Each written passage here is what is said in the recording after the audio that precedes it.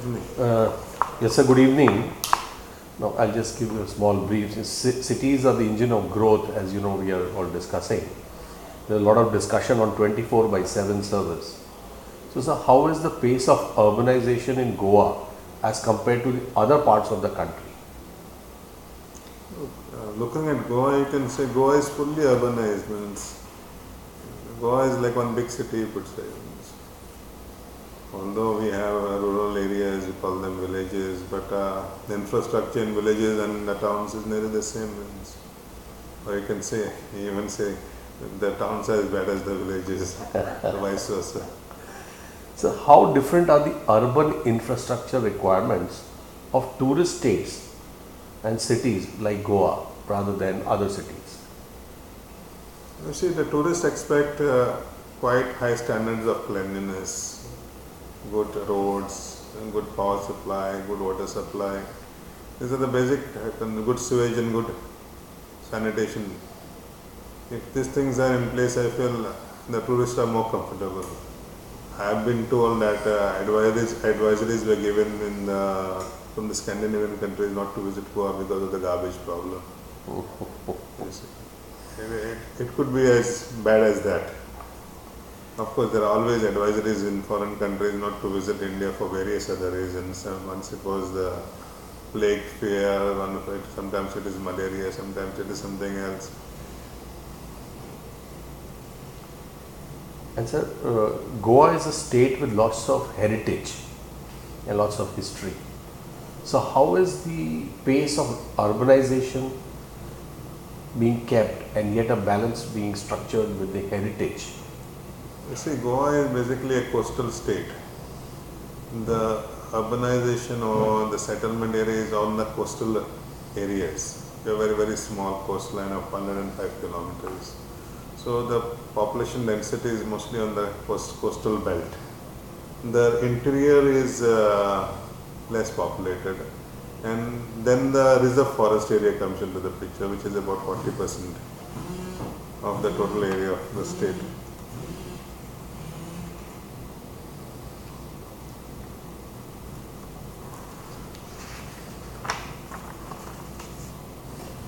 So what are the major initiatives in the urban development sector being initiated by government of Goa? You see, the main, what you call, the special purpose vehicle for development is the Goa State Urban Development Agency, which is taking up the bigger projects of development. There is a central scheme of urban renewal mission under the JRNO, which is a centrally sponsored scheme. A small component of it is sponsored by the state government. Then Goa State Urban Development Agency tries to take up the major projects. Of course, PWD is another partner in development. It takes up the sewage treatment plants, the sewage systems is taken care of by the sewage corporation, the sewage corporation of Goa.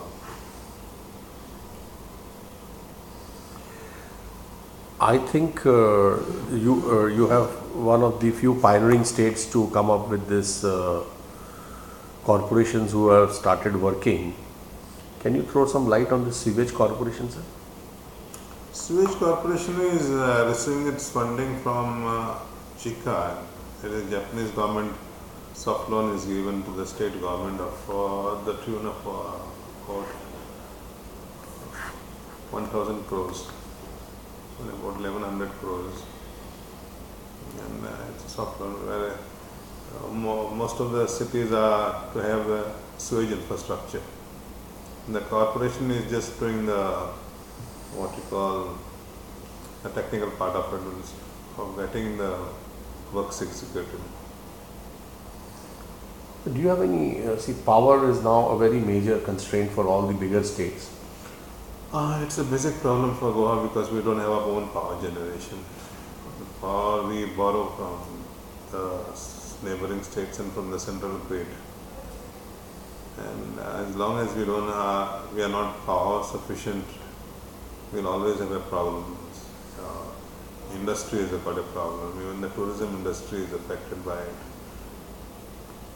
Do you have any plans to use renewable energy for Goa for power generation? At the moment, we are getting a gas pipeline to Goa from Karnataka. And if we get a sufficient supply of gas, I feel we could have power generation included in that gas project.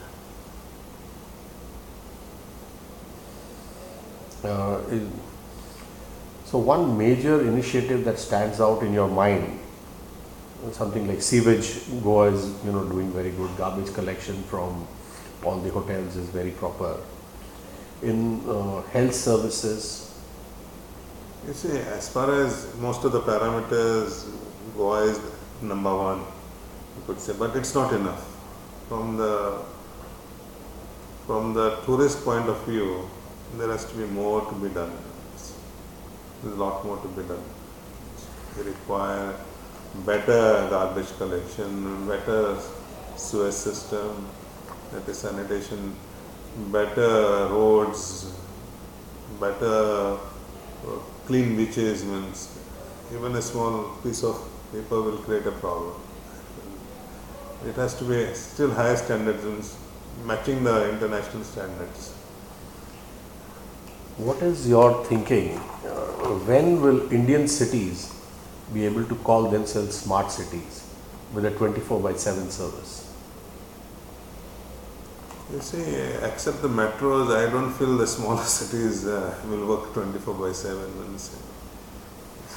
Because it requires a lot of infrastructure. As far as I see it, means the metros are what you call, they